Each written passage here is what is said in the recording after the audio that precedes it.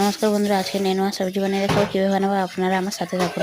প্রথমে আমি সব সবজিগুলো কেটে ধুয়ে রেখে তেল গরম হয়ে গেছে, দিয়ে দেবো তেজপাতা, পাঁচফোড়ন, পেঁয়াজ কুচি, কাঁচা লঙ্কা দিয়ে লাড়াচাড়া করে দিয়ে দেবো আলু কুচি, পরিমাণ মতো লবণ দেবো।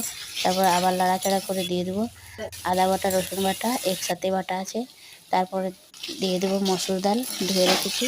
তারপরে লাড়াচাড়া করে ঢাকা দিয়ে দেবো।